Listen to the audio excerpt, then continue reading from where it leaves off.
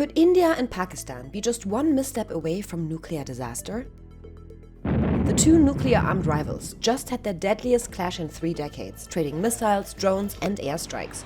It took urgent intervention from world leaders to reach a ceasefire. And we stopped the nuclear conflict. I think it could have been a bad nuclear war. Millions of people could have been killed. That conflict can lead, in the case of Indo-Pakistan, India-Pakistan can lead to the peril of more than 1.6 billion people. Despite the ceasefire, tensions between the two neighbors remain high. Pakistan को अगर बचना है तो उसे अपने terror infrastructure का सफाया करना ही होगा. As the world watches, experts warn that the next time there may be even less time to stop a catastrophe. It can quickly get out of hand with less time for international community to come in and intervene and de-escalate. This is a nuclear flashpoint, and it's one where I think we see a real risk of breaking the nuclear taboo that has been in place since the end of World War II. We talked to 3 analysts about how likely a nuclear escalation in the future is and what can be done to prevent it. India and Pakistan are 2 atomic powers that have roughly the same amount of nuclear weapons at their disposal. The two neighbors also have one of the world's riskiest rivalries. So every clash, no matter how small, carries a risk of things spiraling out of control. And the last couple of weeks, things were escalating fast. It all started at the end of April, when an extremist attack in Indian-administered Kashmir left 26 people dead. Almost all were shot at close range. India blamed Pakistani cross-border terrorism for the massacre, a claim Pakistan denies, and struck targets across Pakistan and Pakistani-administered Kashmir 2 weeks later. Both sides then fired heavy artillery, drones, and missiles at each other's military installations, killing dozens of people. After a ceasefire was reached, both sides continued to trade threats, with Modi calling it the new normal. Bharat पर आतंकी हमला हुआ तो मुंह तोड़ जवाब दिया जाएगा. मिस्टर मोदी, अगर दोबारा ये रास्ता इख्तियार करोगे तो मुंह की खाओगे. अगर दोबारा कोई प्लान करोगे तो हमें तैयार पाओगे. There's a risk that we can find ourselves back in this situation, and we can actually see a normalization of cross-border military strikes. And when you're talking about 2 nuclear-armed adversaries, that is a particularly concerning situation. India wants the international community to put pressure on Pakistan to destroy its terrorist infrastructure. Pakistan wants the international community to put pressure on India to convince India to give up Kashmir. It's not just land at stake. Water, trade, and the safety of ordinary people hang in the balance. South Asia is a region home to some 2 billion people. It is a hugely consequential part of the world, but this is something that is not limited just to India and Pakistan. And if we were to see, God forbid, any sort of breaching of the nuclear threshold, it would have knock-on security impacts worldwide. How big is the risk of a nuclear escalation? The military engagements between the nuclear powers have the potential to be misinterpreted by either side. So it's a very delicate situation for both sides to navigate. India has a no first use pledge, meaning they say they won't fire the first shot. So India will never use nuclear weapons first. Pakistan doesn't have a no first use.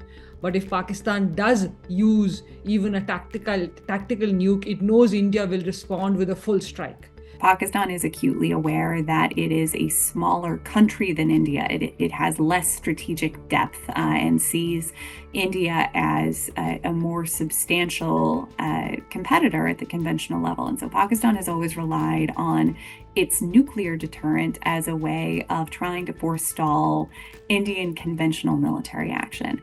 It is a very real threat, and it's one that I think is underappreciated on the Indian side in particular. कोई भी nuclear blackmail Bharat नहीं सहेगा.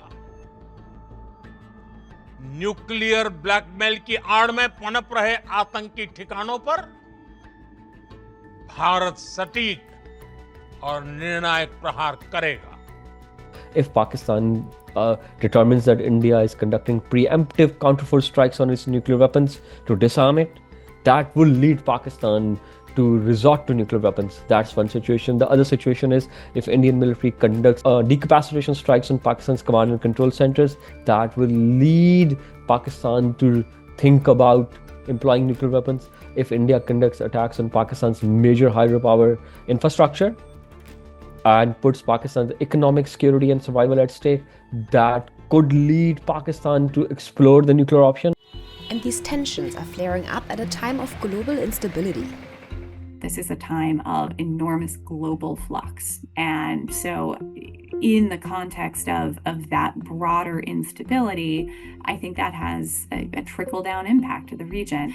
It's not just how many warheads you have, it's delivery systems, it's technology. And as India builds out its defense relationship with the United States and other Western partners, India is gaining access to, at least in Pakistan's view, advanced technologies and systems that Pakistan does not have similar access to. I think there are real drivers of arms racing dynamics that we don't have an effective way of controlling. We haven't yet, as an international community or within the region, figured out what arms control could look like when you have this many players at such different levels of capabilities, right? Both sides are now militarizing and more focused on their dispute in Kashmir, and India has now active border dispute with China that has second order effects between India and Pakistan, because India is going to modernize its nuclear forces and conventional forces to keep its balance with China, but Pakistan will read that as a threat for itself as well, and we will see more volatility in their conventional and nuclear forces development. What can be done to avoid a crisis in the future? And both sides need to take the responsibility for thinking not just about how to get out of the current crisis, but how to manage this risk going forward. The only way out of this cycle is for Pakistan to eliminate the terrorist infrastructure. And instead of denying that there are any terrorist groups inside Pakistan, Pakistan could act, against the 2008 Mumbai terror attack terrorists.